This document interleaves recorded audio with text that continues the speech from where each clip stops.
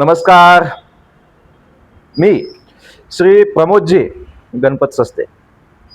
आपण पाहत आहात प्रगती चळवळ.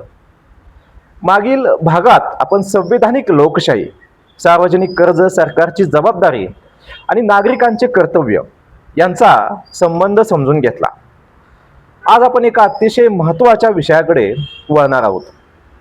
भारतीय तत्वज्ञानात ऋण ही संकल्पना केवळ आर्थिक कर्जापुरती मर्यादित नाही, ती नैतिकता, सामाजिक आणि सांस्कृतिक उत्तरदायित्वाची संकल्पना आहे.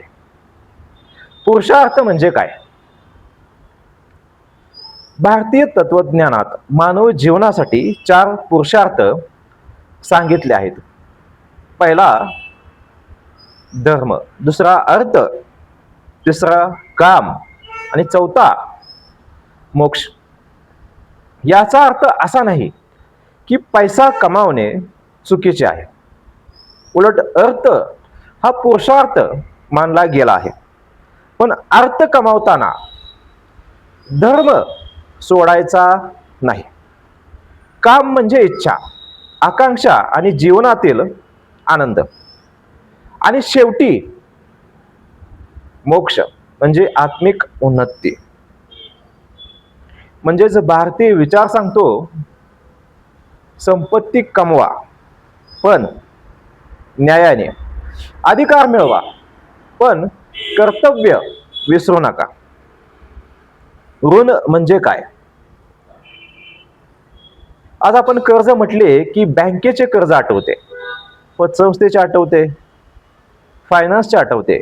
परंतु भारतीय परंपरेत ऋण म्हणजे ज्यांच्यामुळे आपले अस्तित्व शक्य झाले त्यांच्या प्रती असलेली जबाबदारी. हे आर्थिक व्यवहार नसून नैतिक कर्तव्य आहे. यामध्ये देव ऋण. आपण निसर्गातून जगतो. श्वास, निसर्ग, प्रकाश देणारा सूर्य, पाणी, जी पर्जन्य देवता ती पाऊस देते आपल्याला, त्यातून निर्माण होणाऱ्या नद्या, ही पृथ्वी, जमीन आणि हवा. याशिवाय जीवन शक्य नाही. या अर्थाने देवऋण म्हणजे निसर्ग सृष्टी आणि जीवनदायी शक्ती प्रती कृतज्ञता.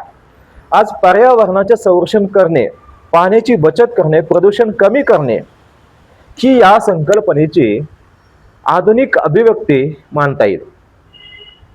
पितृऋण. आपल्या आई वडिलांनी, पूर्वजांनी, कुटुंबाने आपल्यासाठी केलेले त्याग, त्यातून आपण घडतो. संस्कार, त्यांचा सन्मान करणे, ज्येष्ठांची काळजी घेणे,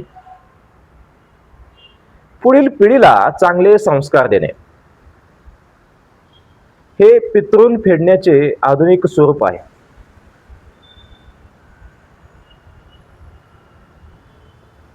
या पुढे जाऊन मातृऋण. आई ही केवळ जन्मदात्री नाही, ती पहिली शिक्षिका असते. मातृऋण म्हणजे स्त्रीचा सन्मान, मातृत्वाचा आदर आणि कुटुंबातील संवेदनशीलतेचे जतन. आज महिलांचा सन्मान, शिक्षण आणि समान संधी यांनाही या व्यापक संकल्पनेशी जोडून पाहता येते. म्हणजे संकुचित वृत्तीने जर पाहिलं तर ह्या गोष्टी छोट्या दिसतील, पण जर आपण व्यापक दृष्टिकोनातून पाहिलं तर खूप मोठा दृष्टिकोन आहे. यानंतर देशऋण. आता मित्रांनो, हा विषय आपल्या चर्चेचा केंद्रबिंदू आहे. आपण ज्या देशात जन्मलो त्या देशाने आपल्याला काय दिले? संविधान, कायदा.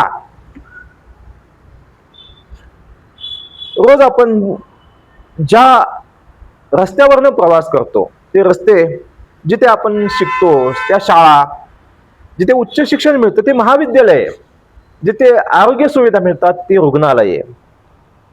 आपण जर रेल्वेने प्रवास करत असाल तर ते रेल्वे, मोबाईल चार्ज करण्यासाठी जी लागते ती वीज, घरामध्ये टीव्ही चालते, आपले फ्रीज चालतो, आपल्या शरीराची गरज भागवणारं पाणी, ह्या मूलभूत सुविधा आणि सर्वात महत्त्वाची असते ती सुरक्षा, जी 24/7 आपल्याला मिळते.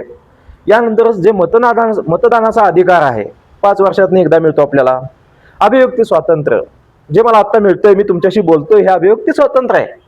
ही सर्व व्यवस्था समाजाच्या सामूहिक प्रयत्नातून उभी राहिलेली आहे. म्हणून देश ऋण फेडणे म्हणजे फक्त सीमारेषेवर लढणे नव्हे, प्रामाणिकपणे कर भरणे, मतदान करणे, भ्रष्टाचाराला नकार देणे, सार्वजनिक मालमत्तेचे संरक्षण करणे, कायद्याचे पालन करणे आणि संविधानाचा सन्मान करणे, हे देखील देश ऋण फेडण्याचे मार्ग आहेत. निश्चितपणे यापेक्षा अजून महत्वाचा विषय धर्म ऋण. येथे धर्म म्हणजे विशिष्ट पंथ किंवा संप्रदाय नव्हे. यात धर्म म्हणलं की डोक्यात किडच. धर्म, भारतीय परंपरेत धर्माचा अर्थ कर्तव्य, सत्य, न्याय आणि सदाचार असा देखील घेतला गेला आहे. यामुळे धर्म ऋण म्हणजे सत्याचा आग्रह धरणे, अन्यायाला विरोध करणे, समाजात सौहार्द वाढवणे आणि माणुसकी जपणे. यामध्ये प्रामुख्याने धर्म म्हटलं की हिंदू धर्म, त्यातील वर्ण व्यवस्था, याच्या ऐतिहासिक संदर्भ आपल्याला पाहायला मिळतील. आता एका अत्यंत, मी ज्या हिंदू धर्मातला आहे त्या, आता एका अत्यंत संवेदनशील विषयाकडे आपण जाऊया. भारतीय इतिहासात ब्राह्मण, क्षत्रिय, वैश्य आणि शूद्र अशा 4 वर्णांचा उल्लेख अनेक प्राचीन ग्रंथांमध्ये आढळतो. इतिहासकार आणि समाजशास्त्रज्ञ या विषयावर विविध मते मांडतात. काळाच्या ओघात या व्यवस्थेचे अनेक रूपे विकसित झाली.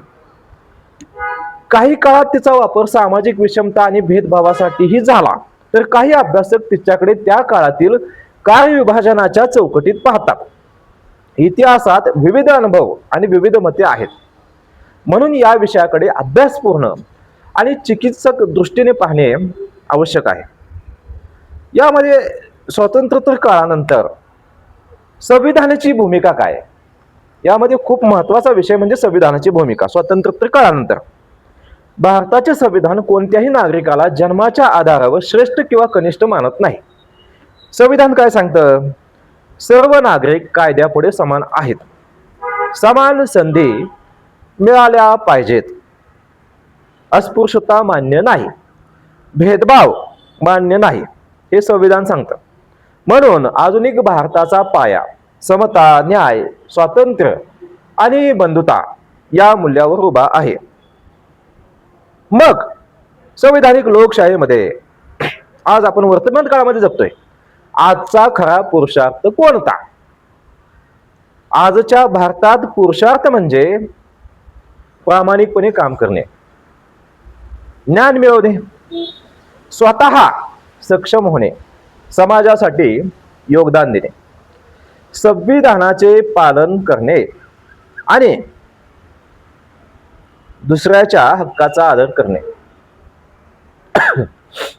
आता मला वाटतं हे पुरुषार्थाचे जे निकष आहेत, थोडक्यात निकष सांगितले संविधानिक लोकशाहीमध्ये.